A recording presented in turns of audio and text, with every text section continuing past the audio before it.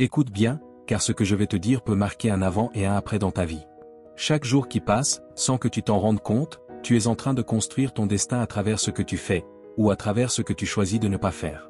Voici la vérité que beaucoup refusent d'admettre, ce ne sont pas les grands moments spectaculaires qui déterminent ton futur. Ce sont ces petites actions quotidiennes, répétées encore et encore. Ces habitudes invisibles qui aujourd'hui te semblent inoffensives, mais qui demain décideront si tu vivras avec puissance, ou avec regret. Combien de fois as-tu senti que tu pouvais donner plus, mais que tu t'es contenté de moins? Combien d'opportunités as-tu laissé passer simplement parce que tu n'as pas ajusté de petits détails?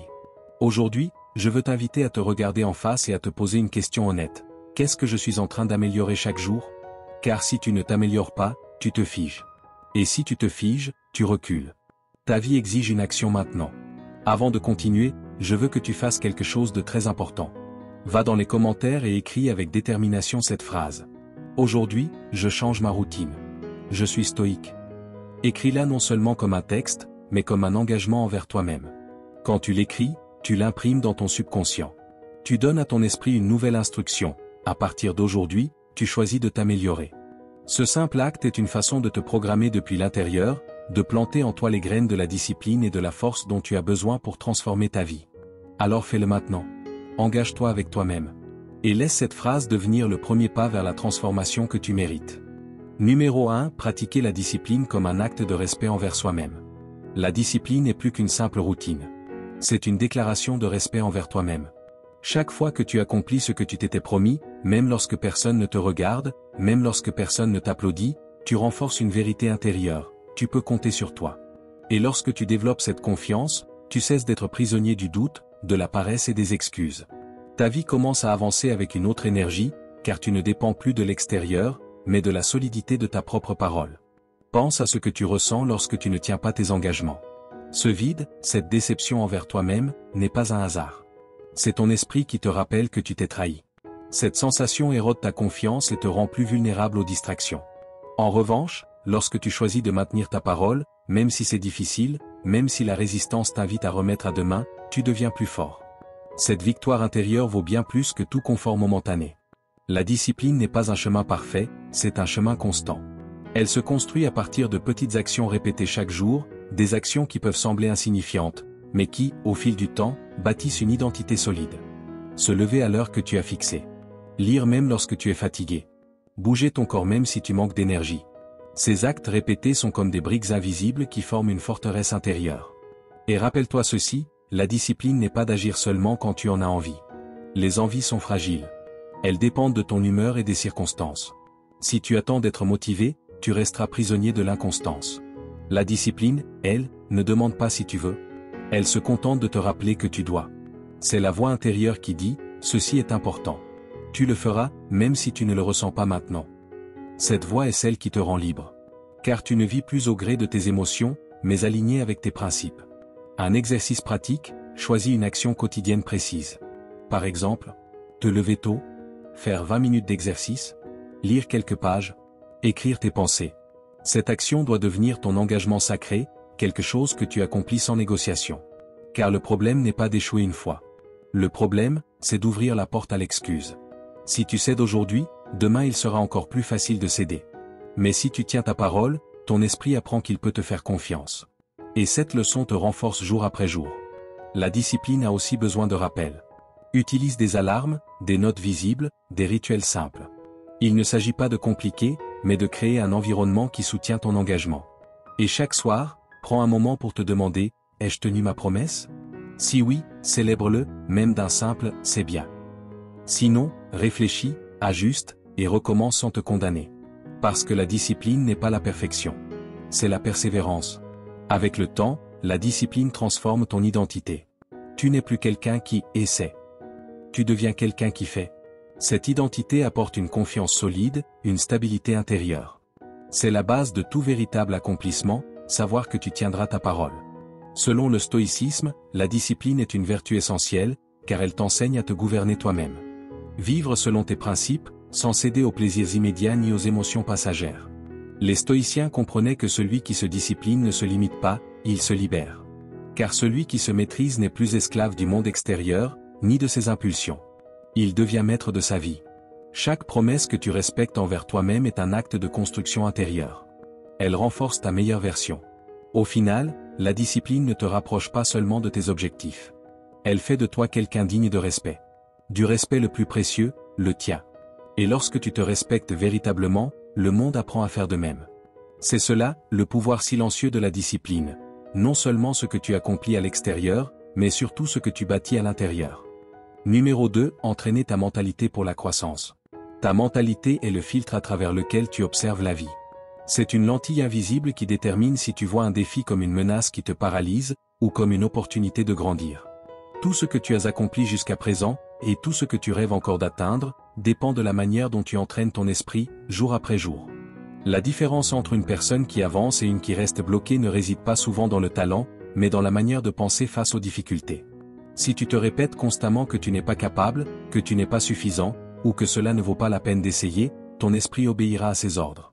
Il se fermera aux possibilités et laissera passer des opportunités qui étaient pourtant là pour toi. À l'inverse, lorsque tu choisis consciemment des pensées d'opportunités, ton cerveau s'ouvre.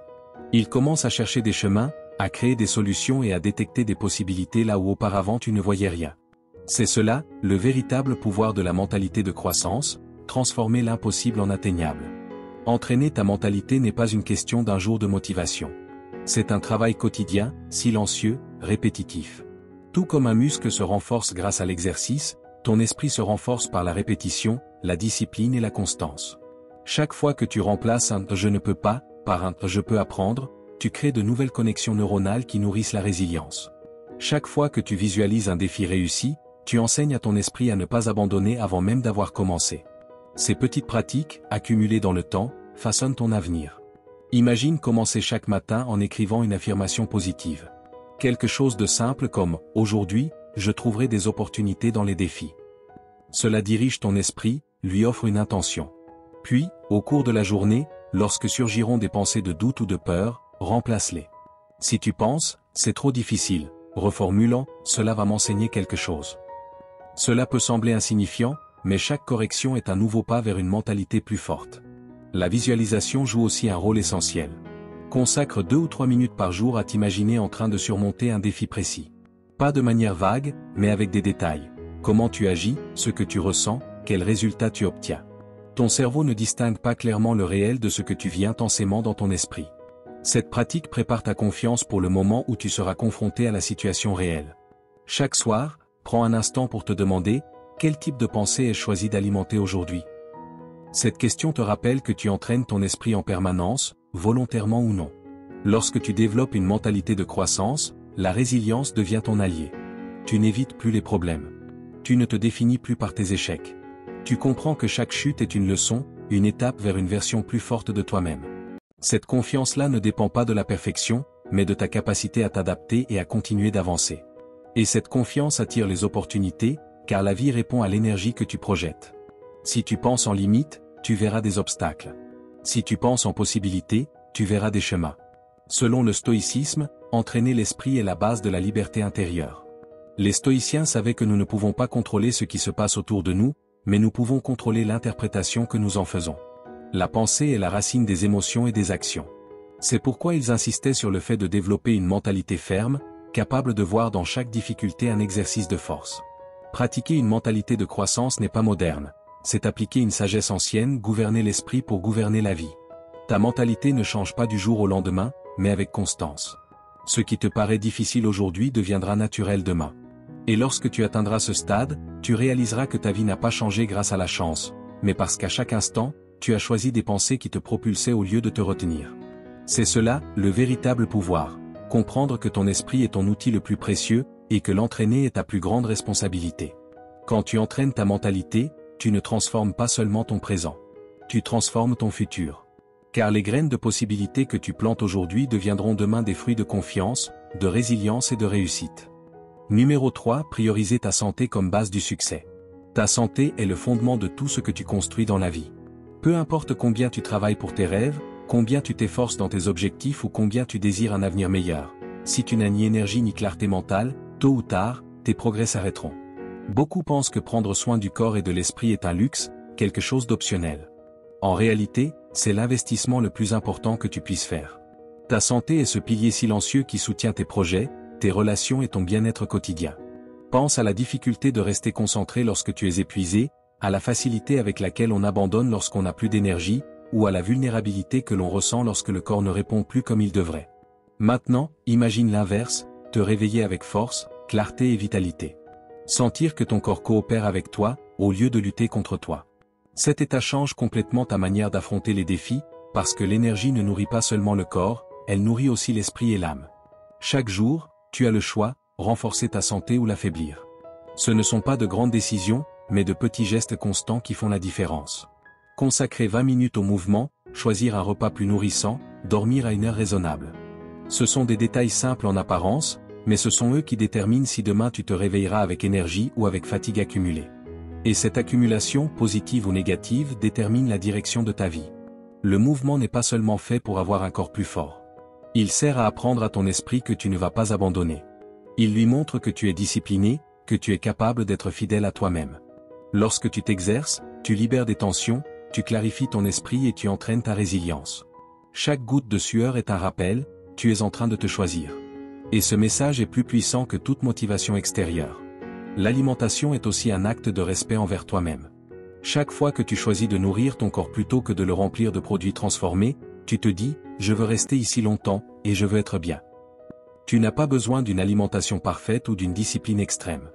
Il suffit de privilégier ce que tu sais qui te donne une énergie réelle. Ton corps est sage. Il répond mieux que tu ne le crois lorsque tu en prends soin. Il te le prouve par davantage de clarté, de vitalité et de légèreté. Le repos est un autre pilier souvent sacrifié, sous prétexte que dormir moins serait plus productif. C'est l'inverse. Chaque heure volée au sommeil se transforme en moins de clarté, en décisions plus maladroites et en émotions plus instables. Dormir n'est pas perdre du temps, c'est gagner de la vie. 7 à 8 heures de sommeil réparateur sont ce carburant silencieux qui soutient ton rendement, ton calme et ta capacité à penser avec lucidité. Prendre soin de ta santé ne signifie pas vivre dans la privation, mais vivre dans l'équilibre. Cela signifie te donner ce dont tu as besoin pour performer, mais aussi pour profiter. Parce que la véritable richesse n'est pas seulement d'atteindre tes objectifs, mais d'avoir l'énergie nécessaire pour les savourer lorsque tu y arrives. Et cette énergie se construit aujourd'hui, dans chaque petite décision que tu choisis de maintenir. Selon le stoïcisme, le corps et l'esprit sont des instruments qui doivent être en harmonie pour vivre selon la raison et la vertu. Les stoïciens ne recherchaient pas la santé par vanité, mais parce qu'ils savaient que sans clarté mentale ni force physique, ils ne pouvaient se maîtriser eux-mêmes, ni affronter la vie avec sagesse. Prendre soin de ta santé est donc un devoir envers toi-même et ton but, car cela te prépare à supporter ce qui n'est pas sous ton contrôle et à agir avec force là où tu peux intervenir. Fais de ta santé ta première victoire quotidienne. Bouge ton corps. Nourris-le avec respect. Offre-lui du repos. Et observe comment ces actes transforment tes journées. Tu verras ton esprit devenir plus clair, ton humeur plus stable et ta résilience plus solide. Lorsque ta santé devient une priorité, toute ta vie commence à s'aligner avec plus de puissance, plus de présence et plus de plénitude. Numéro 4. Protéger ton attention comme un actif précieux. Ton attention est l'une des ressources les plus précieuses que tu possèdes. Là où va ton attention, va ton énergie. Et là où va ton énergie, tes résultats commencent à se manifester. Si chaque jour ton esprit se disperse entre les distractions, les notifications, les conversations sans importance ou les inquiétudes qui n'apportent rien, à la fin de la journée tu auras l'impression d'avoir fait beaucoup, mais d'avoir avancé très peu. Ce n'est pas un manque de capacité. C'est simplement que ton attention s'est perdue dans des choses qui ne construisent pas ta vie. Lorsque tu décides de protéger ton attention comme si c'était de l'or, tout commence à changer. Tu découvres que tu peux faire plus en moins de temps. Tu crées, tu avances, tu construis avec plus de clarté. Pense à ces moments où tu faisais quelque chose d'important et qu'une simple notification est venue interrompre ton élan. Cela paraît insignifiant, mais chaque interruption te vole des minutes, parfois des dizaines, pour retrouver ton rythme. Cette perte accumulée est ce qui épuise ta productivité.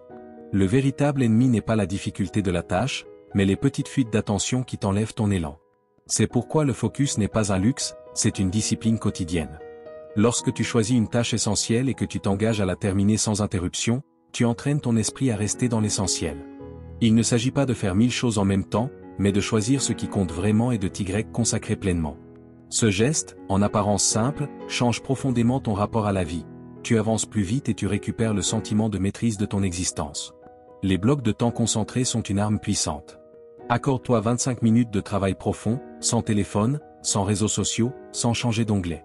Ces 25 minutes valent plus que des heures de travail dispersées, parce que lorsque ton esprit se concentre réellement, il entre en état de flux. Les idées s'alignent, les solutions apparaissent, la créativité s'intensifie. Éteindre les distractions peut sembler être un sacrifice, mais c'est en réalité une libération. Tu ne perds rien en posant ton téléphone quelques heures. Tu gagnes en clarté, en paix et en résultat. Chaque fois que tu protèges ton attention, tu dis à toi-même, ma vie compte plus que ces interruptions. Et à partir de là, tu récupères le contrôle que tu avais laissé s'échapper à travers les distractions. À la fin de ta journée, pose-toi cette question, comment ai-je protégé mon attention aujourd'hui? Cette question révèle si tu as vécu avec intention, ou si tu as laissé le bruit décider pour toi. Protéger ton attention ne signifie pas vivre isolé. C'est vivre avec des priorités claires. Dire oui à ce qui nourrit ta vie. Dire non à ce qui la vide. C'est choisir ce qui est important plutôt que ce qui est urgent. Ce qui est profond plutôt que ce qui est superficiel. Parce que ta vie ne se mesure pas à la quantité de choses que tu fais, mais à l'avancement réel vers ce qui te tient à cœur. Selon le stoïcisme, l'attention fait partie de la raison, et la raison est ce qui te permet de vivre avec vertu. Les stoïciens enseignaient que ce qui capte ton esprit finit par façonner ton caractère. Gaspiller ton attention sur des banalités revient à gaspiller ta propre vie. Pour eux, entraîner l'attention était un acte de maîtrise de soi, diriger tes pensées et tes actions vers ce qui est essentiel, au lieu de te laisser affaiblir par ce qui te distrait. Fais de ton attention ton actif le plus précieux. Place-la là où ta vie se joue. Protège-la de ce qui te vole ton énergie. Tu verras alors ta vie se transformer, tu avanceras vers tes objectifs avec plus de puissance, mais tu découvriras aussi plus de calme, plus de clarté et plus de sens dans chaque étape. Numéro 5, la gratitude n'est pas une théorie, c'est une pratique. Elle s'entraîne chaque jour, comme une habitude qui renforce ton bien-être émotionnel et ta résilience. Écrire chaque matin 3 choses pour lesquelles tu es reconnaissant est un exercice simple, mais profondément transformateur. Cela n'a pas d'importance si, avec le temps, tu répètes certaines de ces choses. Ce qui compte, c'est que ton esprit s'habitue à rechercher le positif, à scanner ta vie pour trouver des raisons de valoriser ce que tu as, plutôt que des raisons de te plaindre. Cette pratique quotidienne reprogramme ton cerveau pour se concentrer sur le bien. Tu peux aussi étendre la gratitude au-delà de toi-même et l'exprimer aux autres. Un merci sincère, un court message ou un simple geste de reconnaissance peuvent changer non seulement ta journée, mais aussi celle de la personne qui le reçoit. La gratitude a cet effet expansif. Lorsque tu remercies, tu multiplies l'énergie positive, tu renforces tes relations et tu crées des connexions plus authentiques. C'est un rappel que nous ne marchons pas seuls, qu'il y a toujours quelque chose ou quelqu'un qui mérite d'être apprécié. Même dans les moments difficiles, la gratitude joue un rôle essentiel. Il ne s'agit pas de nier la douleur ni de romantiser les obstacles, mais d'apprendre à trouver quelque chose de valeur au cœur même de l'épreuve. Peut-être que ce défi t'a appris la patience, t'a obligé à grandir ou t'a révélé ta véritable force. Lorsque tu parviens à remercier même pour les épreuves, ta résilience s'élève à un autre niveau, car tu ne vois plus les obstacles comme des ennemis, mais comme des entraîneurs de ton caractère. La réflexion quotidienne est également importante. À la fin de chaque journée, demande-toi comment la gratitude a influencé ta journée. Tu te rendras compte que les moments durant lesquels tu as exprimé de la gratitude sont ceux qui t'ont apporté le plus de paix et de joie. Cette prise de conscience renforce l'habitude et te motive à la maintenir vivante, parce que tu comprends que la gratitude ne dépend pas de ce qui se passe autour de toi, mais de ta décision intérieure.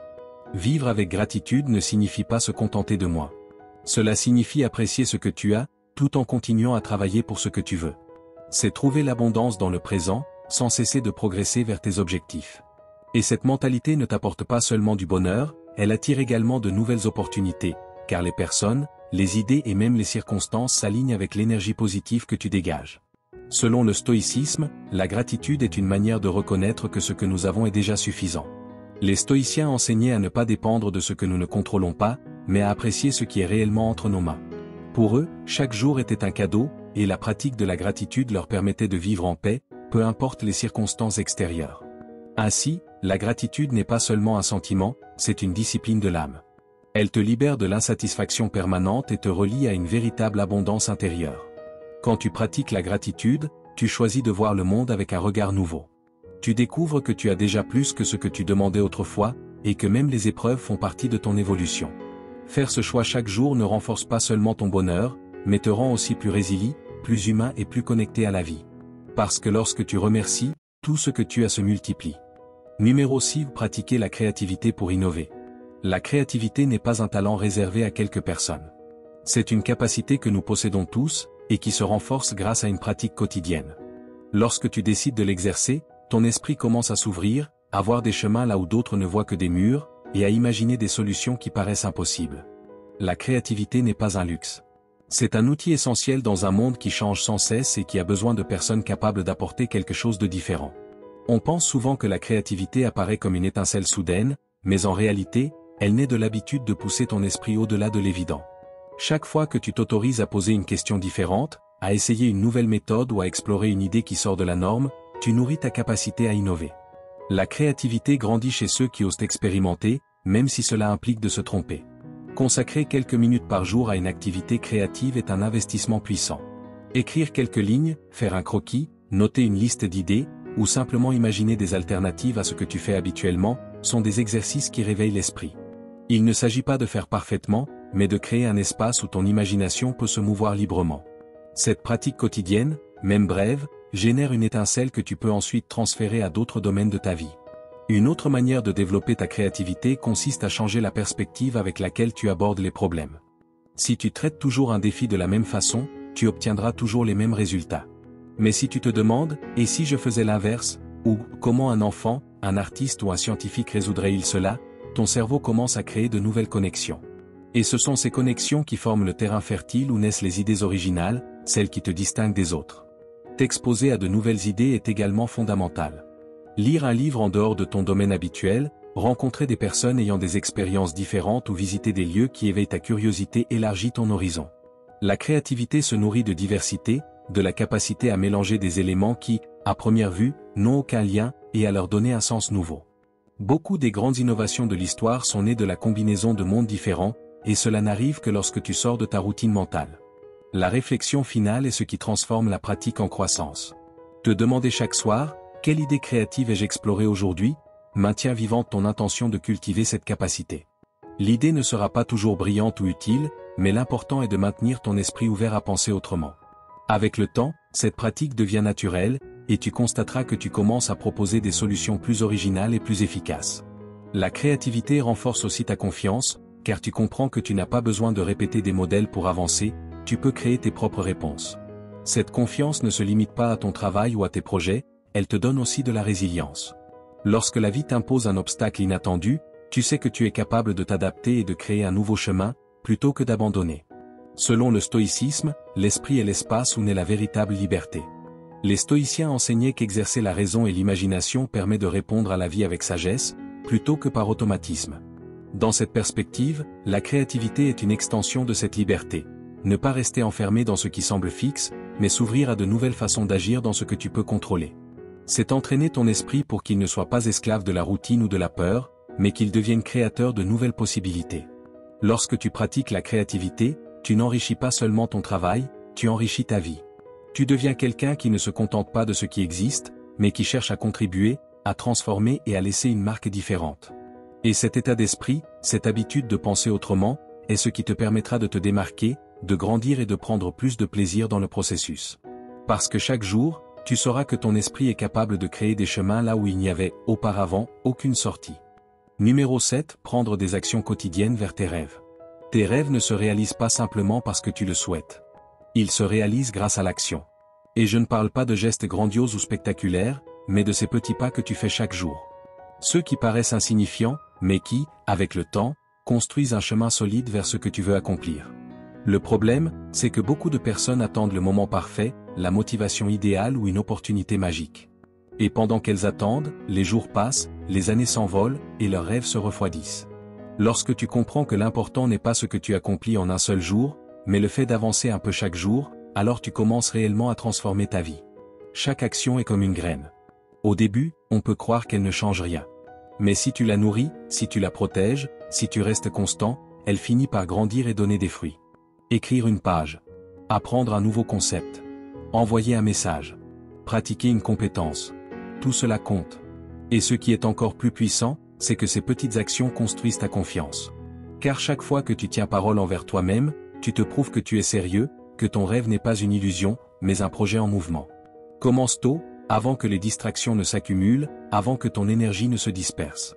Lorsque tu choisis de débuter ta journée en accomplissant une action qui te rapproche de ton objectif, tu établis une priorité claire. Ce qui compte vraiment passe en premier. Cette simple décision change ton état d'esprit. Tu ne te sens plus entraîné par la vie, c'est toi qui tiens la direction. Et même si le reste de la journée devient difficile, l'essentiel aura déjà été fait. Il est aussi précieux de tenir un journal ou un suivi de ses actions. Pas pour t'obséder, mais pour te rappeler les progrès réalisés. Souvent, nous croyons ne pas avancer, parce que nous ne voyons que ce qu'il reste à accomplir. Mais lorsque tu regardes derrière toi et que tu vois la somme de tous ces petits pas, tu réalises à quel point tu as déjà parcouru du chemin.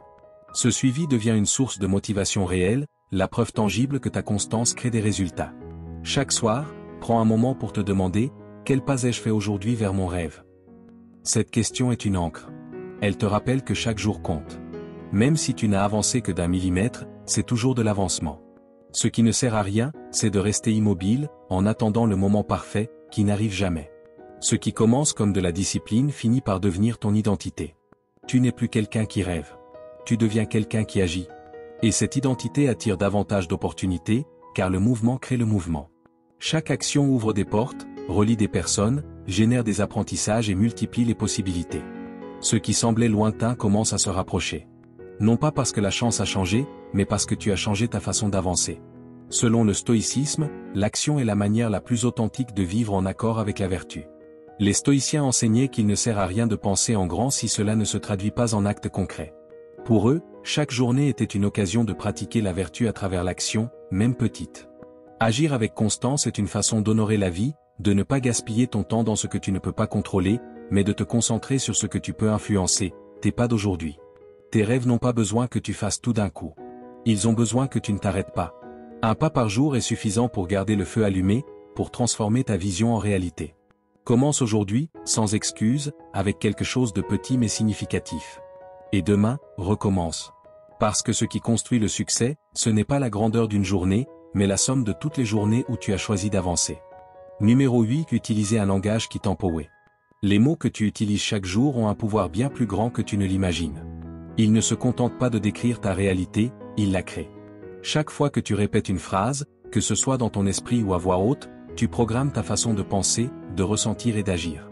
Si tu te dis constamment « je n'y arrive pas »,« je ne sais pas »,« je ne suis pas capable »,« c'est impossible », alors ton esprit va obéir à ces instructions et cherchera des preuves pour les confirmer.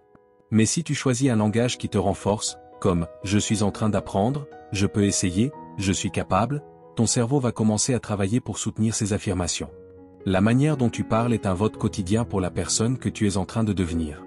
Imagine faire face à un défi avec deux mentalités différentes. Dans la première, tu dis « c'est trop difficile pour moi ». Instantanément, ton énergie chute, ton corps se tend et ta créativité s'éteint. Dans la seconde, tu dis « ce défi va me faire grandir ». Le même obstacle prend un tout autre sens, parce que ton langage a transformé ta perspective.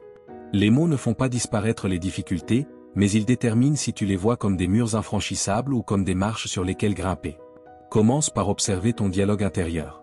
Prête attention à ce que tu te dis lorsque tu es stressé, fatigué ou déçu. Très souvent, nous nous parlons d'une manière que nous n'oserions jamais utiliser avec quelqu'un d'autre. Ce maltraitement silencieux érode la confiance en soi. En écrivant ou en notant mentalement ces phrases, tu prends conscience de leur existence. Et ce qui devient visible peut être transformé. Remplace les phrases qui te limitent par d'autres qui t'élèvent. Au lieu de « je suis mauvais dans ce domaine », dis « je suis en train d'apprendre à m'améliorer ». Au lieu de « je n'ai pas de solution », dis « je vais trouver une autre manière ». Il ne s'agit pas de se mentir, mais de se rappeler que tu es capable de progresser, de t'adapter et d'avancer. Il est également essentiel de prendre soin de ton environnement verbal. Les mots des personnes qui t'entourent influencent plus que tu ne le crois. Si tu vis entouré de langage négatif, de plaintes, de pessimisme et de critiques constantes, ton esprit absorbera cette énergie. C'est pourquoi il est important de t'entourer de gens qui parlent à partir du potentiel, qui utilisent des mots qui inspirent et qui croient en la possibilité d'avancer. Dans le même esprit, réduis ton exposition aux environnements où la plainte est la norme. Ton langage se nourrit de ce que tu entends autant que de ce que tu dis. Un autre outil puissant consiste à commencer la journée avec une affirmation intentionnelle. Cela peut être aussi simple que « Aujourd'hui, j'agis avec intention ». Aujourd'hui, je choisis d'avancer avec confiance. Dire cette phrase le matin donne à ton esprit une direction claire. Elle devient un guide silencieux qui colore tes décisions tout au long de la journée. Quand tu changes ton langage, tu changes ton identité. Tu cesses de te voir comme quelqu'un de limité, et tu commences à te reconnaître comme quelqu'un en évolution, capable de grandir et de créer de nouvelles réalités. Et cette identité se manifeste dans tes actions. Tu prends des décisions plus courageuses. Tu persévères dans les moments difficiles. tu inspires les autres par ta présence. Selon le stoïcisme, les mots font partie du logo, la raison qui guide l'être humain. Les stoïciens comprenaient que le langage forme l'esprit, et que l'utiliser avec sagesse était essentiel pour vivre en accord avec la vertu. Parler avec clarté, intention et force n'était pas simplement une technique, c'était un acte d'alignement intérieur. Ainsi, entraîner ton dialogue interne et externe revient à entraîner ton caractère et ta capacité à vivre en cohérence avec ce que tu peux contrôler. Utiliser un langage qui t'empowe ne signifie pas nier les problèmes. Cela signifie les affronter avec des mots qui te poussent vers l'avant, au lieu de t'immobiliser. Car chaque fois que tu choisis une phrase qui te renforce, tu choisis d'avancer. Et, avec le temps, la somme de ces mots devient une narration personnelle si solide qu'elle t'accompagne même lorsque le chemin devient difficile. Numéro 9. Maîtriser ses émotions pour prendre la direction de sa vie. Maîtriser tes émotions ne signifie pas les réprimer, ni prétendre qu'elles n'existent pas. Cela signifie apprendre à les diriger, à faire en sorte qu'elles travaillent pour toi plutôt que de te contrôler. Lorsque tu réagis de manière impulsive, tu remets ton pouvoir entre leurs mains. Mais lorsque tu choisis consciemment ta réponse, tu reprends le contrôle de ta vie. Chaque émotion que tu ressens est un message, pas un ordre. La colère, la tristesse, la frustration, même l'enthousiasme intense arrivent pour te transmettre une information. Et c'est à toi de décider si tu l'utilises avec sagesse ou si tu te laisses emporter par elle. Pense à la dernière fois où tu as perdu ton calme. Peut-être as-tu dit quelque chose que tu ne pensais pas.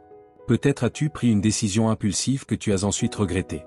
Dans ces moments-là, ce n'était pas vraiment toi qui agissais. C'était ton émotion prenant le contrôle.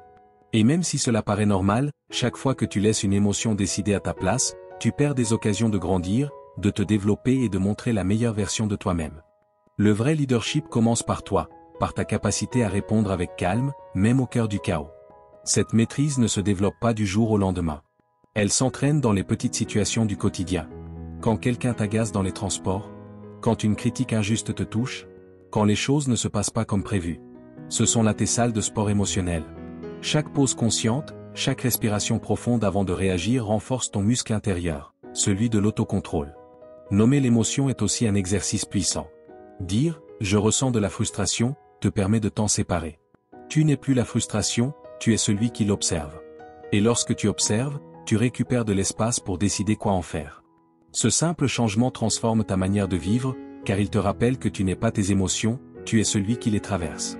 Accorder chaque jour quelques minutes à te recentrer est essentiel. Cela peut être 5 minutes de respiration consciente, écrire ce que tu ressens dans un journal, ou simplement t'asseoir en silence et observer ton esprit. Ce ne sont pas des pertes de temps. Ce sont des entraînements. Ils préparent ton esprit à agir avec clarté lorsque la pression arrive réellement. Ainsi, face à une crise, tu ne réagis plus dans l'urgence, tu réponds avec lucidité. Avec le temps, tu verras ta relation aux autres changer.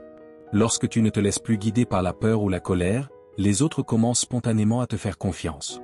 Ils te voient comme quelqu'un qui reste stable dans la tempête. Et cette confiance augmente ton influence, sans que tu aies besoin d'imposer quoi que ce soit. Car diriger, ce n'est pas contrôler les autres. C'est d'abord te diriger toi-même. Maîtriser tes émotions ne signifie pas devenir froid. Cela signifie ressentir pleinement, mais sans devenir prisonnier de ce que tu ressens. C'est pouvoir pleurer sans t'effondrer. Te mettre en colère sans détruire ce qui compte. Te réjouir sans perdre ton équilibre. C'est cela, la véritable liberté intérieure. Selon le stoïcisme, les émotions ne doivent ni être combattues, ni ignorées, mais comprises.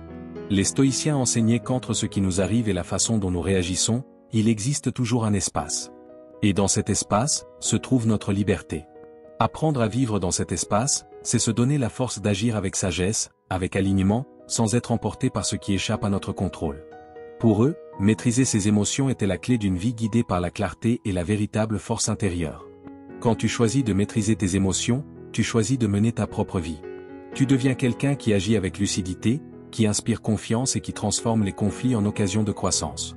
Et peu à peu, tu découvres que ce qui se passe à l'extérieur importe moins, parce que ton vrai pouvoir a toujours été en toi, dans ta capacité à choisir comment répondre.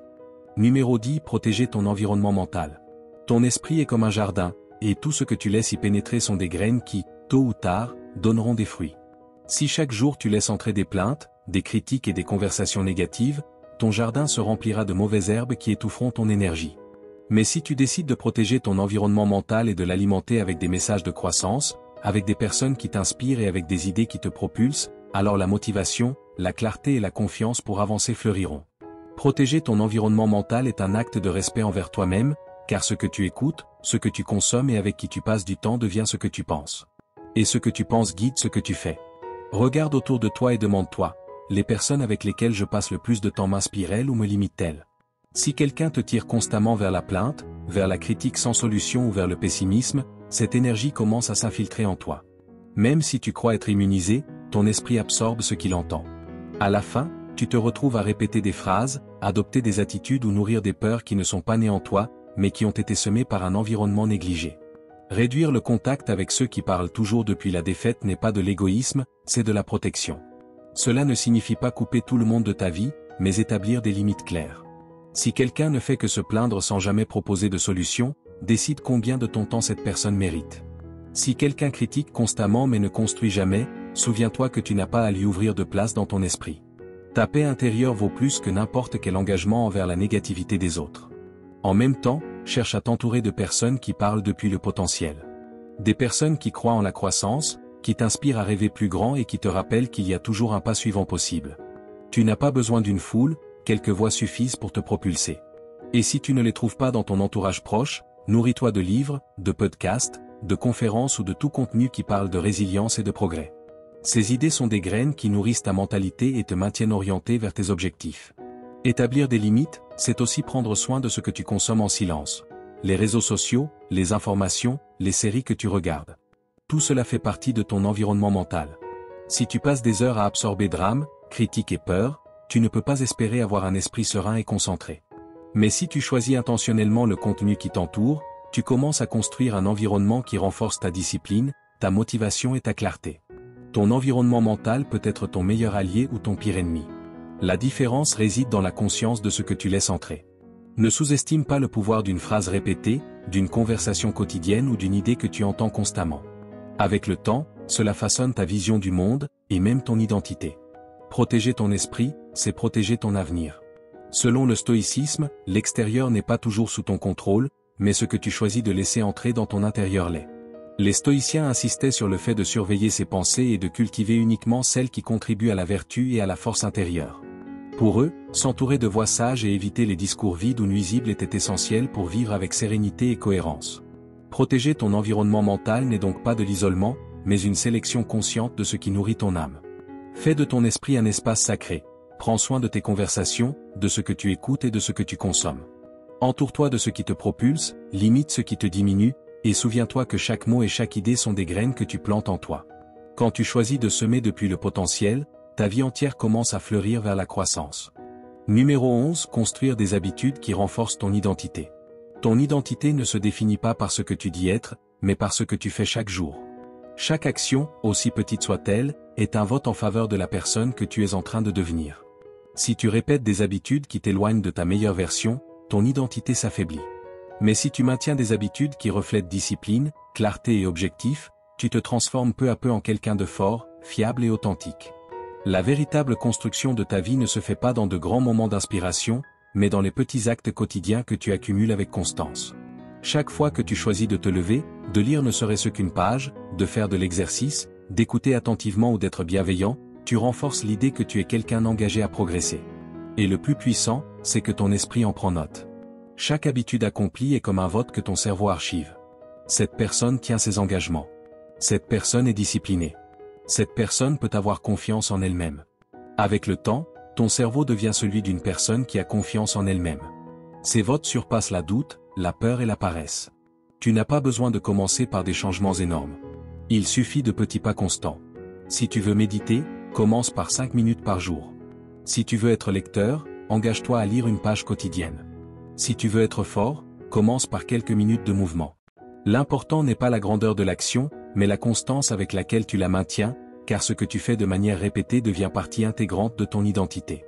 Suis tes progrès, non pas pour te punir, mais pour célébrer.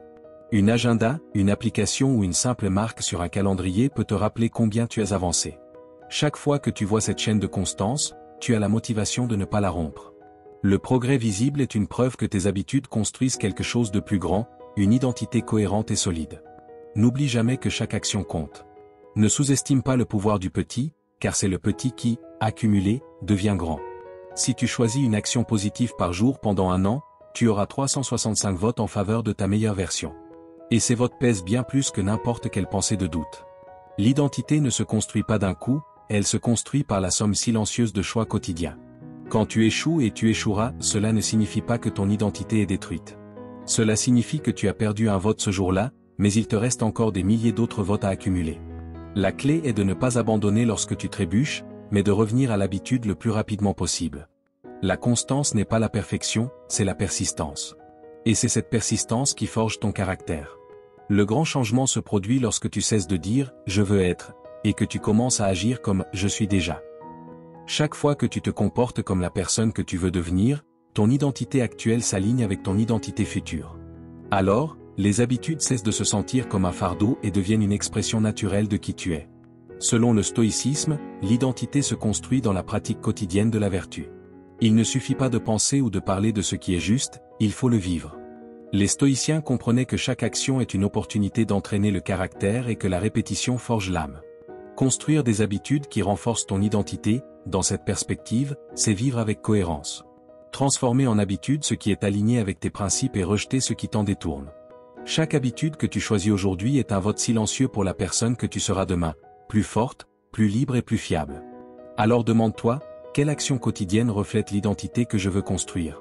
Fais-la petite, fais-la constante, et souviens-toi que peu importe ce que tu dis de toi, ce sont les votes que tu accumules jour après jour qui te définissent.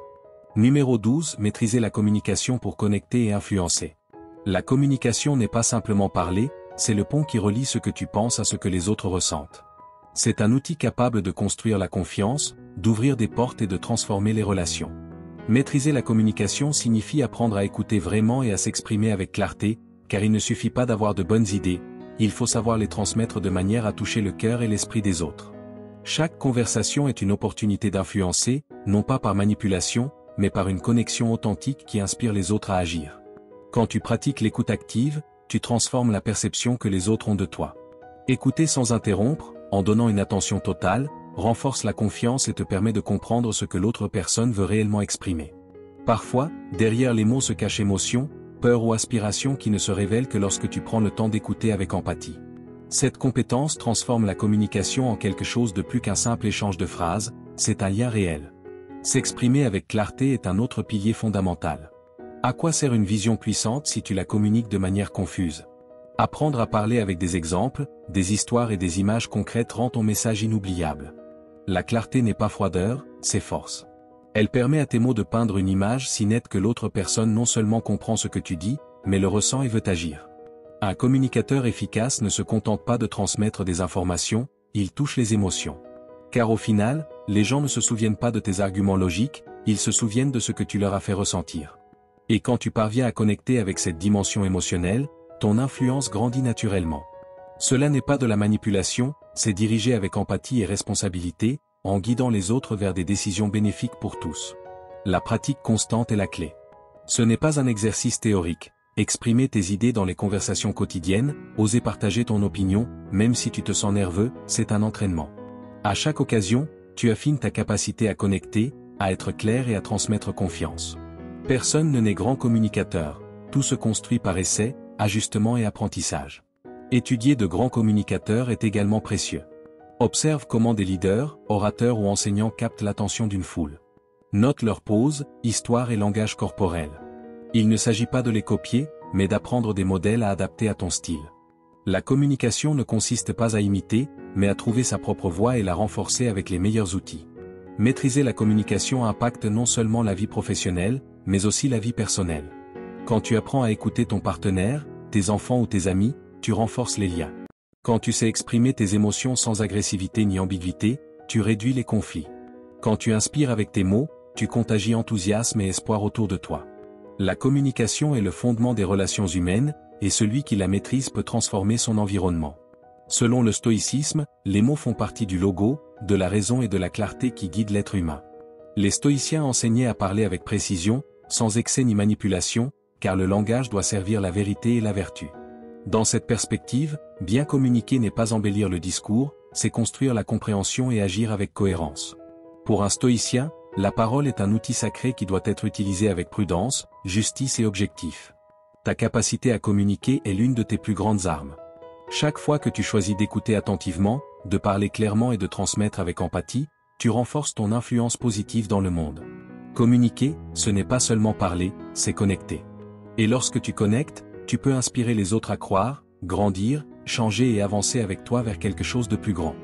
Numéro 13. Gérer le temps pour maximiser les résultats. Le temps est la ressource la plus précieuse que tu possèdes, et pourtant, bien souvent, tu le traites comme s'il était infini. Chaque minute qui passe ne revient jamais, et la différence entre une vie de réalisation et une vie de frustration réside dans la façon dont tu décides de l'utiliser. Il ne s'agit pas d'être occupé, car être occupé ne signifie pas toujours avancer.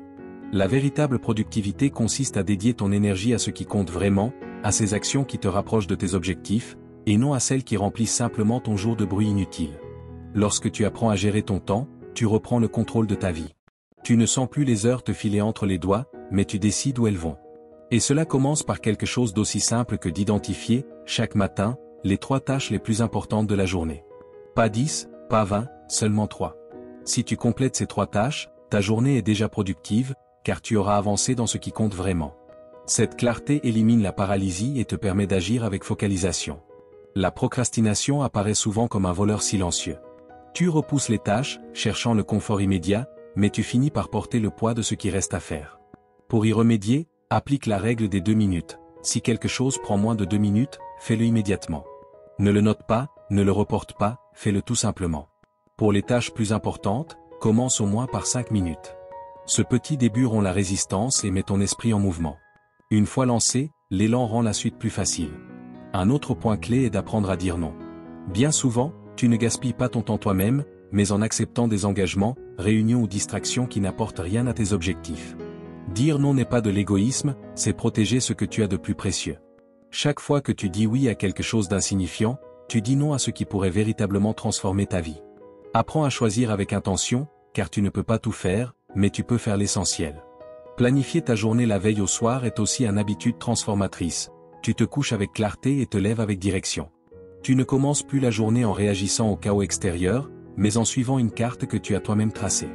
Cette préparation mentale élimine les doutes et te place en mode action dès le matin. Ne sous-estime pas la tranquillité que procure le fait de savoir exactement ce que tu feras au réveil. Lorsque tu gères bien ton temps, le stress diminue.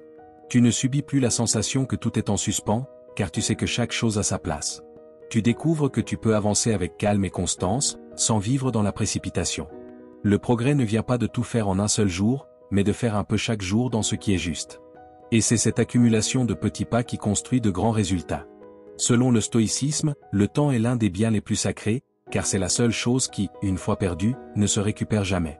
Les stoïciens insistaient pour que nous vivions conscients de la brièveté de la vie, en nous concentrant sur l'essentiel et en évitant de gaspiller des heures dans le trivial. Profiter du temps ne consiste pas à remplir son agenda, mais à dédier chaque instant à ce qui est entre nos mains.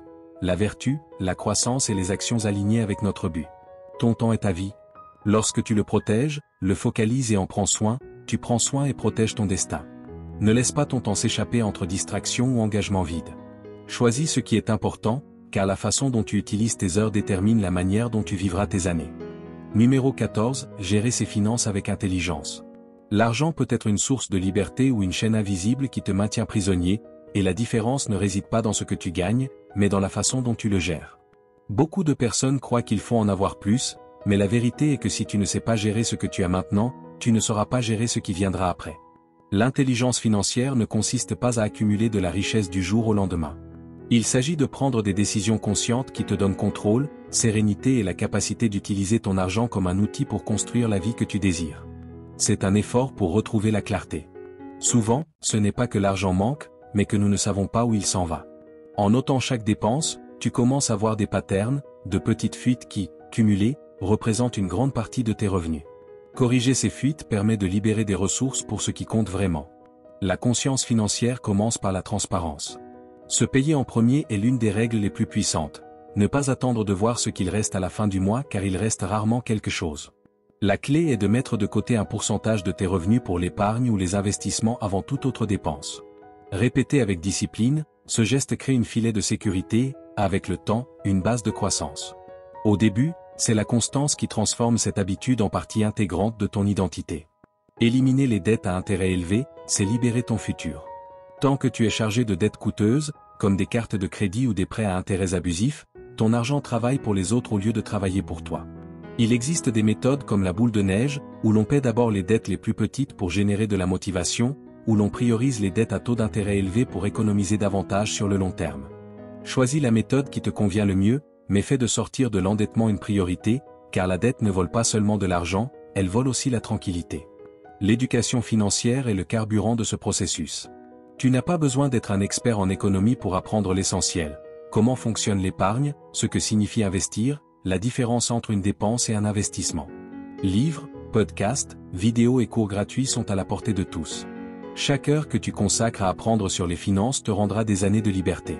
Et souviens-toi, investir ne signifie pas toujours mettre de grosses sommes d'argent. Cela signifie mettre à travailler ce que tu as plutôt que de le laisser dormir. Lorsque tu gères bien ton argent, le stress diminue. Tu ne t'inquiètes plus de la fin du mois, car tu sais que tu as un plan, un contrôle et un but pour chaque euro ou dollar qui entre dans ta vie. Cette tranquillité se traduit par plus d'énergie pour te concentrer sur tes objectifs personnels et professionnels. Ton argent cesse d'être un ennemi que tu fuis pour devenir un allié qui te soutient. Selon le stoïcisme, la richesse en elle-même n'a pas d'importance. Ce qui compte, c'est comment tu l'utilises et si tu en es le maître ou l'esclave. Les stoïciens enseignaient qu'il ne faut pas rechercher l'abondance matérielle par vanité, mais comme moyen de vivre avec plus de vertu et de liberté. Dans cette perspective, gérer ses finances avec intelligence est un acte d'autodiscipline. Tu ne laisses pas l'argent te contrôler, mais tu le diriges en accord avec tes valeurs et tes objectifs. Tu prends soin de toi-même. Il ne s'agit pas de vivre dans la privation ou de devenir obsédé par l'accumulation, mais de créer un équilibre où chaque décision financière renforce ta sécurité et te rapproche de tes rêves. L'argent est un moyen, jamais une fin. Et quand tu le comprends ainsi, tu commences à l'utiliser avec sagesse pour construire une vie de sens et d'accomplissement. Numéro 15. Défie tes croyances limitantes. Tes croyances sont comme des lentilles à travers lesquelles tu regardes le monde. Si ces lentilles sont entachées de doutes, de peur ou de sentiments d'insuffisance, alors tout ce que tu perçois semblera plus difficile qu'il ne l'est réellement. Mais lorsque tu nettoies ces lentilles et que tu choisis des pensées qui te renforcent, tu commences à voir des opportunités là où auparavant tu ne voyais que des obstacles. Ce ne sont pas les circonstances extérieures qui te freinent le plus. Ce sont ces idées silencieuses que tu répètes dans ton esprit, celles qui te disent que tu ne peux pas, que tu n'es pas capable, que tu ne mérites pas. Pense au nombre de fois où tu as laissé passer quelque chose simplement parce que tu pensais ne pas être prêt. Peut-être que tu n'as pas postulé pour un emploi, que tu n'as pas parlé à quelqu'un ou que tu n'as pas lancé un projet, parce qu'une voix intérieure t'a murmuré « ce n'est pas pour moi ». Cette voix n'était pas la réalité. C'était une croyance limitante déguisée en vérité. La bonne nouvelle, c'est que ces croyances peuvent être remises en question, déconstruites et remplacées. Et lorsque tu le fais, ta vie entière commence à s'élargir. Étape 1, identifier la croyance. Observe ce que tu te dis lorsque tu fais face à un défi. Peut-être que tu te répètes « je ne suis pas bon dans ça. Je rate toujours. Il est trop tard pour moi ». La prise de conscience est le premier pas vers le changement. Étape 2, remplacer la croyance. Il ne suffit pas de nier une croyance pour qu'elle disparaisse. Tu dois donner à ton esprit une alternative. Si tu penses « je ne suis pas bon dans ça », remplace-la par « je suis en train d'apprendre à m'améliorer dans ce domaine ». Si tu te dis « je n'y arriverai jamais », réponds-toi « je vais avancer étape par étape ». Il ne s'agit pas de phrases creuses, mais de nouvelles directions pour ton esprit. Tu lui montres qu'il existe toujours d'autres façons d'interpréter ce que tu vis. Étape 3, nourrir ton esprit avec ce qui te fait grandir. Lis des livres de développement personnel. Écoute des personnes qui ont dépassé leurs propres limites. Entoure-toi de gens qui croient en la progression. Tout comme la terre s'enrichit avec de bons nutriments, ton esprit se renforce lorsque tu lui donnes des idées qui t'inspirent à grandir plutôt qu'à te restreindre. Étape 4, réfléchir chaque soir. Demande-toi, quelle croyance ai-je défiée aujourd'hui? Comment cela a influencé mes actions? Ce n'est pas une transformation brutale, mais une croyance à la fois. Et chaque croyance dépassée crée plus de confiance, plus d'action et plus de liberté. Avec le temps, ton monde intérieur change. Tu ne deviens plus quelqu'un qui se sabote, mais quelqu'un qui s'élève. Les opportunités que tu ignorais commencent à paraître accessibles. Ce qui ressemblait autrefois à un mur devient un simple escalier. La vie ne devient pas nécessairement plus facile, mais toi, tu deviens plus fort. Parce que tes croyances ne sont plus une prison, mais un tremplin. Perspective stoïque. Selon le stoïcisme, ce ne sont pas les événements qui nous affectent, mais l'interprétation que nous en faisons. Épictète disait, les hommes ne sont pas perturbés par les choses, mais par l'opinion qu'ils en ont. Tes croyances sont ces opinions. Lorsque tu choisis de les rendre plus sages, ta vie se transforme. Défier ce que tu penses n'est pas un luxe. C'est un devoir, car c'est là que se trouve ta liberté. Chaque jour, tu as l'opportunité de remplacer une croyance qui te limite par une croyance qui te renforce. Fais-le encore et encore, jusqu'à ce que ton esprit apprenne à te soutenir plutôt qu'à te retenir. Car la vérité est simple, tu as toujours eu le potentiel. Ce qui te retenait, ce n'était que les croyances que tu choisissais de nourrir. Et lorsque tu les changes, tu comprends que le seul véritable obstacle a toujours été dans ton esprit. Tu es arrivé jusqu'ici, et c'est déjà un acte de discipline et d'engagement envers ton évolution. Félicite-toi. Beaucoup abandonnent avant la fin, mais toi, tu es resté. Cela dit déjà beaucoup de ta détermination. Maintenant, écris avec fermeté, aujourd'hui, je change ma routine. Je suis stoïque. Fais-le comme un saut final, comme une confirmation que ce changement est réel. Célèbre ce pas. Tu es sur le bon chemin.